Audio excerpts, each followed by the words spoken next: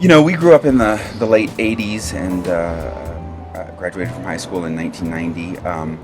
It was probably pretty similar to what race relations were like in Denver at that time. Segregation officially had ended, right? And, arguably you could go anywhere, do anything, and not be restricted by your race or ethnicity. But if you look at Omaha, just like many cities across the country, Black people lived in a certain section of town. In African Americans' case, it was North Omaha, and went to certain schools. So there was not a lot of, I guess, de jure, segregation, but a lot of de facto segregation. Well, we originally moved here because of work, but as far as our choosing to stay here versus Omaha, I think we selected here just because it was a bigger place, and it's more diverse and there's more opportunities as far as culturally for our children.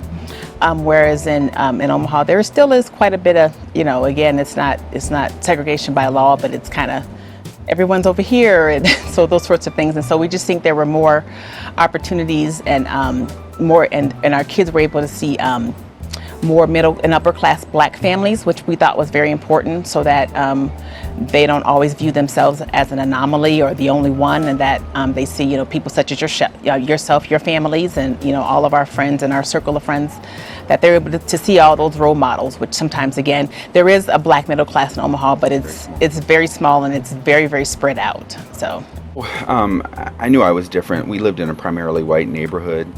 And I remember, I think I might have been 4 or 5, being called Watermelon Boy by neighbors. And so you learn it pretty early. It's not like, the white folks around you didn't let you know you were different. So you learn it pretty early. And there was an incident when I was in high school where we were stopped by the police and cuffed. A friend and I had just finished football practice. We went to decide to stop at Burger King, get something to eat. We were pulled out of the car by police. 3 or 4 cruisers pull up, Omaha police. They order us out of the car, down on the ground, and require us to, put our hands behind the back. We're cuffed, and sat there for an hour. Car drove by with somebody in back. They looked at us, and ultimately we were let go. We asked, what was going on, but like most Black people, we knew not to challenge or voice our displeasure while it was going on. But afterwards we asked, what it was about, and there had been a break-in and robbery close in that area, and the individual was described as a light-skinned Black male, about 5'6" or 5'7". We were in high school then. I'm about the size I am now, height-wise, so about 6'1.5". My buddies was a little shorter, about 6 foot, and we were both about 180 pounds. We looked nothing like the assailant, and but we were still placed in handcuffs and put face down on the asphalt. You always have some distrust if you're an African American of the police and criminal justice system. I was aware of it. Didn't shock me much. Didn't cause me to have I guess emotional issues. I mean, you just kind of, it was one of those things that you understand. You understand your place in the community vis-a-vis others, and so you just keep it moving, because I'm telling you, every time something like that happened, if you lost it or could not control your emotions or needed mental health help, I'd need all those things a lot. Obviously growing up, and I'm sure you heard the same messages: work hard, do well in school, get good grades, be twice as good, and all those messages. And so, you do those things, and then you have a family, and you're expecting, you're not expecting to tell your kids, this is how you have to maneuver in the world. Or even, like recently, just this whole year, we've been having this struggle, I would say, where I would tell him, to walk home with only one earbud in at a time. And so, again, as a parent, that's ridiculous. You get 2 earbuds, you got 2 ears. When I work out, I put in 2 earbuds.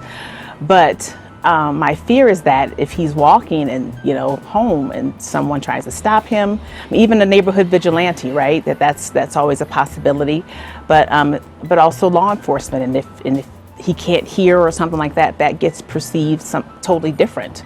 And that's just the one thing that I've told him. In addition to, again, it's completely foolish, because we know it doesn't matter how we dress, where we live, how we are able to code switch, that we can't protect our children from everything all the time, and that doesn't change how kids are perceived. But it's truly heartbreaking to have to say, well, yeah, because even he used to skateboard a little bit, and so and the kids would skateboard in the street, and I would tell him, don't skateboard in the street, son. And he's like, but everybody else. And I'm like, look, so again, having to have those sort of conversations where all of his friends, who many of whom are white, are able to do certain things, or move and be in the world, and just really without even a second thought about it.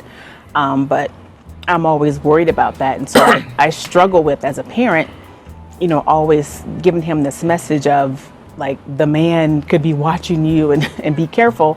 But I don't want them walking around fearful, and as people talk about, the hashtag Black Boy Joy, that I just, I want my kids to be kids, and to be able to grow up and just have a goofy, fulfilled life, and to not be mistaken as some sort of harmful, evil, violent individual, when they are far from that. So both my dad and my grandfather had that talk with me early in my adolescence, probably 11, 12, somewhere in there. And I began to start having that talk with Ellington when he was about 10, 11, 12, somewhere in that.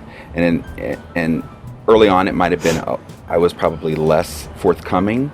I just advised, but as he's gotten older and taller and bigger, where he's no longer the cute little black boy, he's, and Ellington's about 5'6", 120 pounds wet. But I can imagine a description of him being, 6 foot, 200 pounds. So I regularly have that conversation with him. I've taken it a step further. When he's out and he's somewhere where we're not, hanging out with his friends or whatever, I make sure that he has one of my business cards that clearly say that I'm an attorney. And I've instructed him that if the police ask him a question or stop him or whatever, he needs to immediately ask for his parents, and let them know that his dad is a lawyer. And after that, do what they say. Go where they tell you to go, and be very compliant. I'd much rather have him back alive and uninjured than him raising issues with the stop or the detainment. Yes, you have to have hope. I think again, it was unfortunate what happened with George Floyd, but I think that's hope, that now we're having discussions about policing, about looking at how departments are set up. If there needs to be like a mental health force, that comes out first versus, guns drawn, ask questions later. And I think just having an overall discussion about crime and punishment, and as a Judeo-Christian society, where is the grace and mercy part? When does that come in? And I know even in Colorado, we've had discussions about, check the box, and, when and where that happens, and that even when people do have like a really, really bad day or really, really bad weekend, like, how do we want them to come home? Can they, are they able to be gainfully employed, and, provide for their children or their families, or, be a contributing member of society? So yeah, I think, yes, of course you have to have hope. And then just even knowing our legacy, right, of where we started from, if particularly those of us that can trace our roots back to being enslaved, that, good grief, if there was ever a reason to not, to like slit your wrist and not get up in the morning, it's surely, reading slave narratives and knowing what our ancestors endured, that if they could get up and put one foot in front of the other and have hope for a brighter day, that's the least I can do. It's been very challenging, to be perfectly honest with you. As I graduated from high school in 1992. Those years, 91, 92, were considered the year of violence here in Denver, Colorado, where you saw a lot of African American, Latino population getting caught up in the system. And that's when they implemented the 3 strikes you're out law. And you've seen a lot of your friends, family members who were taken in by the judicial system. They either made a mistake as a juvenile and got a misdemeanor, and now that they're an adult, they end up getting caught up in the system as well, and they were actually taken into the system. And in those times, being a Latino male was very scary. It was very scary. I mean, still to this day, I'm petrified getting pulled over by the police, because I knew from my past experience something bad was going to happen. You know, either you're going to jail or something of that nature is going to happen. And you know, it's scary, you know, when you see your friends and family members just get caught up in the judicial system, and either one, they don't understand the judicial system, 2, they don't speak the language of the judicial system, or 3, they don't have the financial means to help them navigate through to the judicial system. And as a minority, we never had those resources. We learned by trial and error. And unfortunately, that error cost us time. We were taught that, you know, follow the rules, you know, do as they say, you know, don't ask questions, just do as they say. And so for such a long time, you know, every time we were driving somewhere as adults now, and there's a cop behind us, you know, Danny actually does get a little flustered or just really nervous about it. And so, you know, I'd be driving, I'm like, well, I'm not doing anything wrong. I'm going the speed limit. There's no reason why you should be nervous. And actually, you know, there is a reason, right? It's because he's been caught in these situations when he hasn't been doing anything wrong. And he's had an encounter that wasn't necessary. And so I do think that that's, you know, a side that people don't necessarily think about, because you are doing the right thing and you still can get caught up. And we've seen it time and again. You know, I think one of the advantages to my experience is that I'm an only child, and my mom was super, super strict. And she made sure that I followed rules all of the time. And so I do think that my advantage is by default that I didn't necessarily have the same experience because I was such a rule follower. But I do recall, you know, situations where there's this, you know, nervous, where that made you nervous because of where you're at and where you live. You know, Danny talked about the summer of violence. There was a lot of different things that happened during the summer of violence. But for instance, you know, my friends and I after school went to a local park in the north side, and we had our book bags, we had books, and we were talking about a project. Well, at that point in time, because of the summer of violence, you couldn't be in a group of people because it would be considered a gang. And so there was about 4 of us, and we were approached by the police officers asking us what we were doing there. And at that point, I had friend after friend who was put on the gang list because simply they were just hanging out with a group of friends at a public space. And so, you know, I think for the women and for the girls, it definitely was very different. I mean, you saw the differences in how police treated the girls and the boys. Clearly, I think for us, maybe perhaps we got the benefit of the doubt more, or we also were afraid. Like, we knew that we shouldn't be in a group of people that we didn't trust. And so, you know, girls usually left the situation, left the environment, and didn't necessarily get caught up in the same way that the boys did. I was very fortunate to have a father figure in my life from 0 to, till I was an adult, okay? And he passed not too long ago. But nonetheless, yes, my dad, being a minority in his time growing up was very challenging, right? He faced a lot of racial injustices back then. His biggest thing for me before I left the house was to think. He told me to think about what your situation is. Think about the next action you're going to make, because that can have big consequences on the rest of your life. And he just told me to be aware of your surroundings. Try to get yourself out of those situations. If you get caught up in them, just to depart the situation. Don't stay too long, because that's when things happen. And be educated to the point where you understand where things are going to go south and go really bad, that you're able to realize and understand what your surroundings are. And again, don't associate yourself with those people that are doing bad things at that point in time. My dad he made this joke. He said, don't be hanging around 7-Eleven University.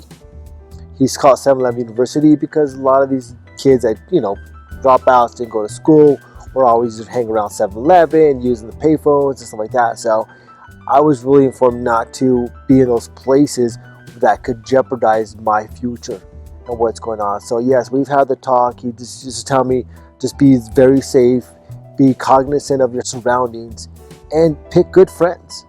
A lot of it, as a Latino, it was very tough to make that transition, and I was very fortunate to be a jock. I was very heavily in sports, but I also had a lot of good friends, that were just friends, and some of them were just acquaintances. So being able to differentiate between who is a friend versus who's an acquaintance, and those who are doing bad. I was a young man that was carrying my books, whatnot, and I'm going to go home and study or go to wrestling practice or baseball practice. And some of my friends went off to do other things, which they end up getting caught up in the judicial system. And it's unfortunate, but yes, it was very challenging times. When you look at the Latino community, right, you've got people who have been here in Colorado their entire life, from generation after generation, right? The border crossed them. And so, then you've got more traditional folks who come from other countries and are just considered more traditional. They've got more traditional values.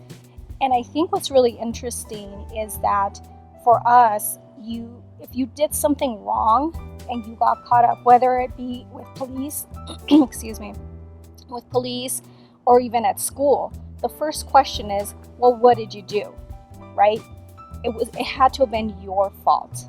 So what did you do? We really place a lot of value on teachers and police and those types of professions. And so it was really around, what did you do?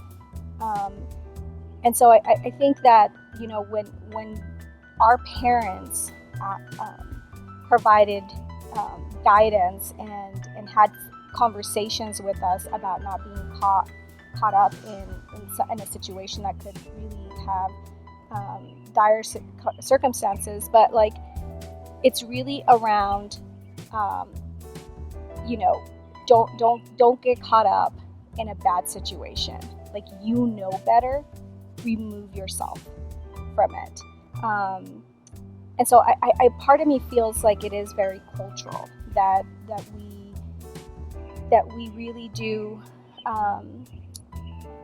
take into consideration the surroundings and really think about how, who are we getting in trouble with, right? I'm not sure I'm really relaying what I'm trying to say. I do feel like that's part of the puzzle, is that, if we do get caught up, we're asked at home, well, what did you do? Well, to that point, I think it gets ingrained into the psyche of being a Latino or being an African American or minority, that you've seen it on TV, and that's when, obviously Cops was a big thing, right? And that's when they launched it. It got so much media attention. It was one of the highest watched shows at that time. And as a minority, you develop the psyche because you see other people of color on TV getting caught up in the system. And then you have friends who are in the same situation getting caught up in the system. And then you yourself have interactions with the police officers. So that whole fight or flight thing, it's a real thing. We just want to run away from the situation. We want to run as far away as we can. I don't care if the officer is handing out ice cream cones or popsicle sticks. us as a minority, we feel that the further we are, the safer we are. And we never saw the judicial system or the police department as an alibi, as a friend, as somebody you can relate, you can lean on and call. If something bad was happening in the neighborhood, you wouldn't call the police because you wouldn't call the police and you yourself or your friends or your mom or your dad, somebody could possibly end up going to jail. So they'll just forego the crime that just happened because they don't want to bring that piece, that element into their neighborhood because they've had such bad interaction with them in the past that they're scared that something's going to happen. So when a minority sees a crime that takes place, they just ignore it. I think that diversifying any profession is always good. Anytime you have a blend of people that bring different experiences and different lenses, regardless of what profession it is, it will be helpful.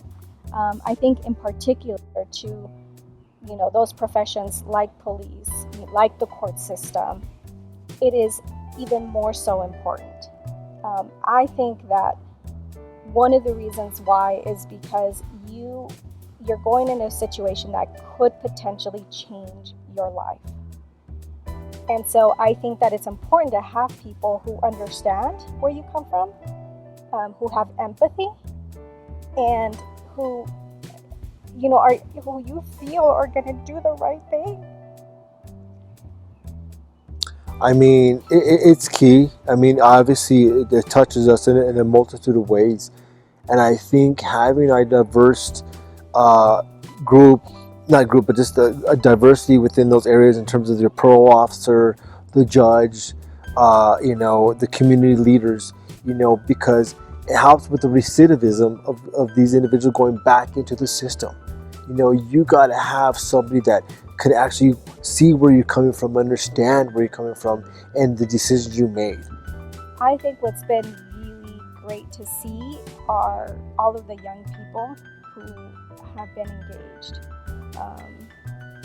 particularly around the social unrest.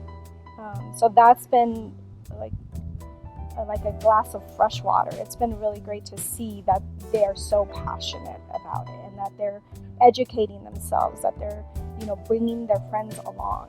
I think what's also what's bringing me hope is that we are seeing a lot of white people coming through and supporting in different ways like I've never seen before.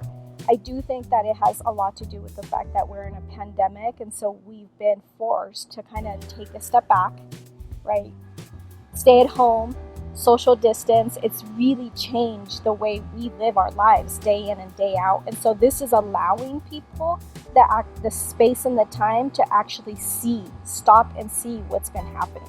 Because truth be told, we've been trying to say this, right? We've been waving our hands. We've been kneeling. We've been trying to advocate in a variety of different ways, and it hasn't worked. And so for me, it's really hopeful to see my white friends and colleagues really interested in it. I think the other piece that's really hopeful is how many organizations and companies have actually said, you know what, this is not okay. And we know that actions speak louder than words, but the first thing that they've done is to actually say, this isn't okay. And we've needed people and organizations and companies, big companies, to say, you know what, this is not okay. And so here's just what we're going to start doing to change this, right? So I think that for me brings me so much hope that little by little we'll be able to take baby steps. I definitely don't think I'm going to see it in my lifetime. It's just not something that, we just can't erase so much of that or change so much of the racism in a short amount of time. So I'm not going to see it. But I'm hopeful that we're going to continue to make steps little by little. I do believe that right now we are in a watershed moment in history. We have the opportunity to make real change, and we have the people behind us demanding that change. That's so important.